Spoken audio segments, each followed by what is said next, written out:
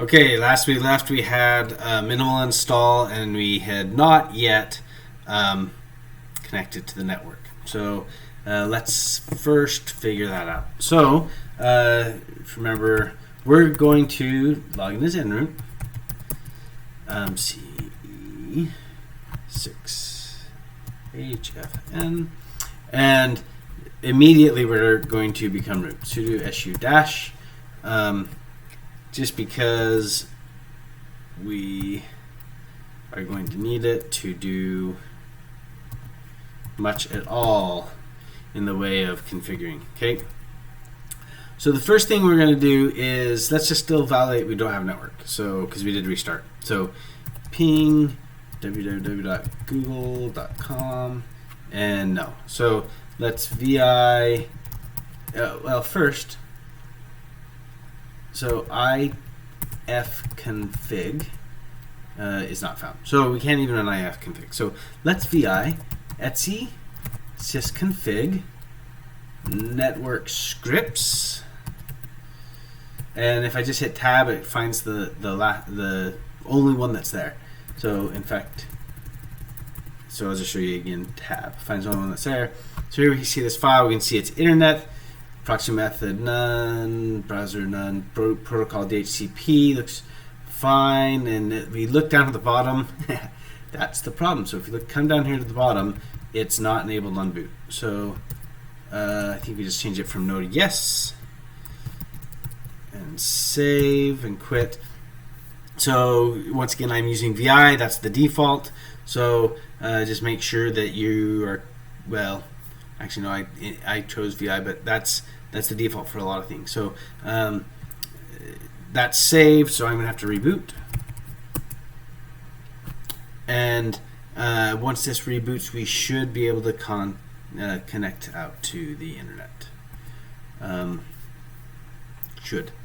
So the default box setup is going to do DHCP with my system that then acts as a router to the outside world, or a switch depending on how you configured it. But in this case, it's configured as a router. It's bridged versus NATed. Sorry, it's NATed versus bridged. NATed versus bridged. Okay, so en route. Let's see.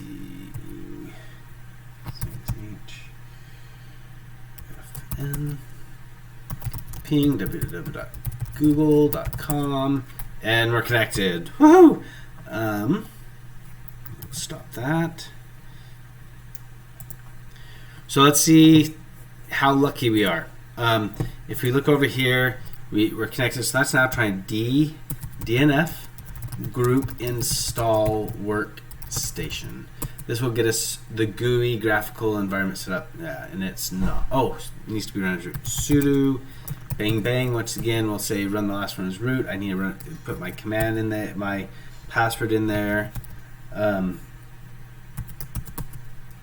Which this brings up another reason why it's good to not be root. Because if I was to walk away from my station and forget to lock it, if someone tried to type a root level command, they would still need to know my password with sudo. Now you can configure it so that you don't, but you don't. By default, you do need a password. Okay. This is going to take a little while to install, so I'm going to pause it while it installs, and I'll unpause it just so you don't have to watch the junk spinning by. If something does ask me for something, I'll unpause it so that you can see that it's asking for something. Okay. So it is asking me here about the signing. So I'm going to go ahead and say yes, that this is good, and it'll keep going on. So we'll pause it again. So you can see we've finished. It took quite a while. That's one of the wonders about pausing.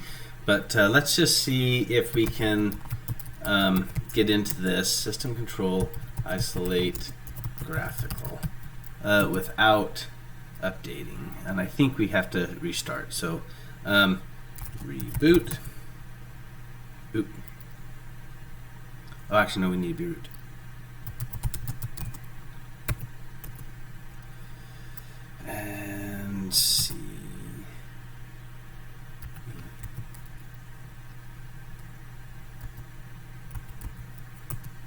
dang it.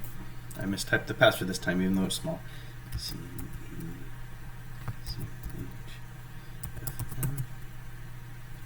And systemctl isolate graphical.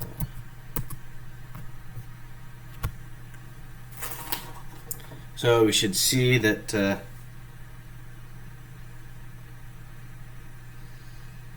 that it should start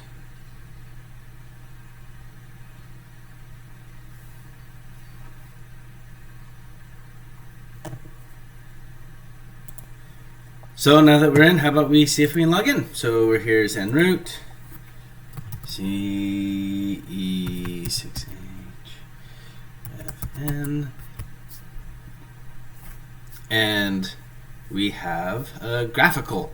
So we see we went from a non-graphical system to graphical. It took a lot of time. So there are shortcut ways to do it where you don't install the entire workstation. But I expect the systems that we will be doing the test on will be faster than this one. But yeah, it's hope you don't need graphical, because if you do and it's not there, not already installed, it can take a lot of time. So just remember, you only have 2.5 hours for the test. So yeah, use it wisely. See you next time.